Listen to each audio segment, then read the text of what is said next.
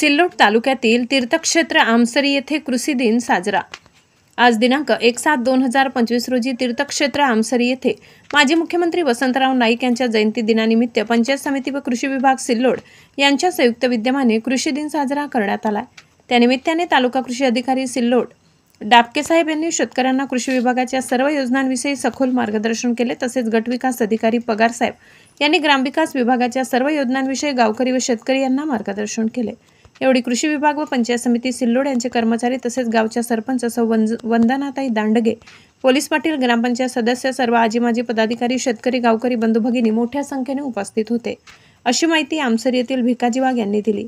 News reporter Hari Borade, झिंड्या 24 तास, छत्रपती संभाजीनगर। विकास होईल। एक जरी कुटुंब आपल्या गावातलं मागे राहिलं तरी गावाचा विकास होणार नाही, म्हणून सगळ्यांनी एकत्र आलं तर आपला विकास करायचा आहे।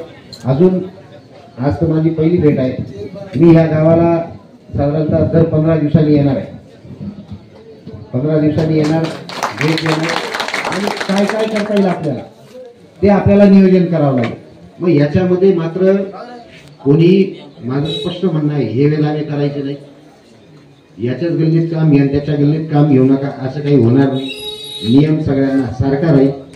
या पद्धतीने आपण काम केलं तर आपल्या गावाचा विकास होईल। तुमचं इतकं सुंदर गाव आहे, फार योजनांमध्ये तुम्ही बक्षीस घेऊ शकता। या बाजूला पाटोदा गाव, त्या गावात याच्यात काय फरक आहे? माणसं त्याच्यात तीन डोळ्याची माणसं आहेत का? तिथं विचार केला, बाकी काय? फक्त त्या माणसांनी अंगी काढायचं, घाण रस्त्यावर टाकायची नाही, एवढं आपण तेच करतो। अतिशय सुंदर, त्या गावापेक्षा सुंदर गाव आपण बनवू शकतो। हे केव्हा? जर तुम्ही सर्व लोकांनी तुमच्या मनाची कोंगाट बांधली तर। त्याच्यातला एकही माणूस खराब निघाला तर ते काही होत नाही। म्हणजे बघा, आपण आंबे पिकवायला ठेवतो किंवा कांदे असतात, एखादा आंबा किंवा कांदा सडला की सगळ्यांना ते लावून टाकतात आणि मग ते सगळं खराब होऊन जातं। असं आपल्याला करायचंय। त्या पद्धतीने जर आपण आपल्या गावाचं करू शकणार असाल, म्हणजे तुम्ही मला ग्वाही देत असाल तर मी बऱ्यापैकी पळेल। मी जेव्हा 2 पावलं पुढे पळेल तेव्हा तुम्ही 4 पावलं माझ्यापेक्षा पुढे पळाली पाहिजे, तर आपल्या गावाचा विकास होईल। आणि ह्या ज्या महिला आहेत, आता विषय झाला, त्या सगळ्या महिला, आता महिला तुमच्या गावची सरपंच आहे, महिलांना आपल्याला पुढे न्यावं लागेल की नाही? त्यांना सुद्धा आपल्याला लखपती करायचं।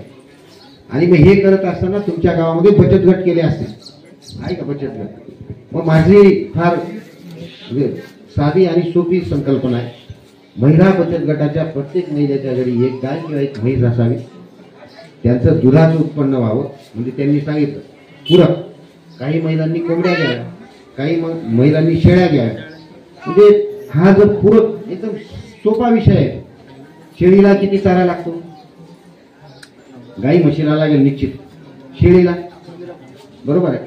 शेळ्या पाळल्या, शेळ्यांच्या ज्या मेंढ्या येतात, मेंढी खत फार बरोबर आहे। आणि त्या शेळीचं मूत्र जरी आपण जमा केलं ते सुद्धा आपण वापरू शकतो ऑर्गॅनिक शेतीसाठी। ह्या गोष्टींपासून आपल्याला पार्ट सगळे मिळतात। आता यांनी ते कोणतं खत सांगितलं तुम्ही? फवारणी मारायला, दशपर्णी, सगळे झाडे पाले आहेत तुमच्याकडे, काय ते पेस्टिसाइड आणायची गरज आहे? 21 दिवस ते भिजवायचं, त्याचं पेस्टिसाइड मारायचं। आपल्याकडे आहे पण आपण ते विसरून जातो। आपल्याकडे सगळं आपलं इथं सगळं जंगल म्हणजे परिसर आहे आणि आपल्याच वस्तू आपण विसरून जातो। त्या लोकांनी तयार केलेल्या आणतो, विकत आणतो, मग ती बाटली दाखवतो, मी ते मारलं। अरे बाबा, आपल्याच जवळ आहे, आपल्याच खिशातलं, आपणच वापरायचं, त्याचं हे करायचं। या पद्धतीने तुम्ही करत असाल तर मला तुम्ही ग्वाही देत असाल तर मी तुमच्या गावाला दर 15 दिवसाला 100% येणार। नाहीतर मग काय, मी तुम्ही गाव दत्तक घेतली तालुक्यात, माझं काम चालू झालं। तसं तुमचे हे जे 6 गाव आहेत, 6 गावं का अतिशय गरीब लोक आहेत, अनुसूचित जाती जमातीचे लोक आहेत, फार म्हणजे त्यांची परिस्थिती नसते। आणि मग त्या लोकांना कसं वरती काढता येईल? तुमच्या बरोबर आमच्या महिलांना सुद्धा वरती काढणं गरजेचं आहे। तुम्ही त्यांना साथ दिली पाहिजे, वेळोवेळी डॉक्युमेंट दिले पाहिजे, एकमेकांना मदत केली पाहिजे, तर आपलं गाव चांगलं होईल। आणि मला निश्चित आहे तुमचं भाऊसाहेब चांगलं आहे, कृषी साहेब चांगले आहे, सगळे चांगले आहे, बरोबर आहे। या पद्धतीने जर आपल्याला करायचं असेल, मी पुढच्या 8 दिवसामध्ये पुन्हा येणार। भाऊसाहेबांना मी काय प्लॅनिंग करायचं मीटिंग मध्ये मी सांगितलं। कोण होता का माझ्याकडे मीटिंगला? तुमच्या गावात आलं ते कोण? हा रोजगार सेवक होता, बरोबर.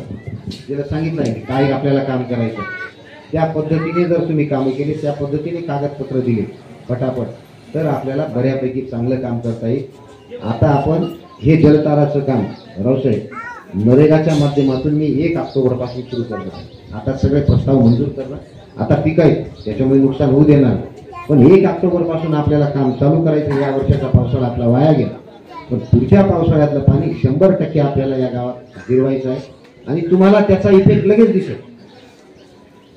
फार सोप्या पद्धतीने काम करायचं आहे. आपल्याला रोजगार पाहिजे का नाही, बरोबर आहे, रोजगार पाहिजे का नाही. काही इथे 24 तास पाणी आहे, 24 तास पाणी नाही त्याच्यामुळे फार उत्पन्न नाही, रोजगार पण मिळाला पाहिजे, तुमचं उत्पन्नही वाढलं पाहिजे.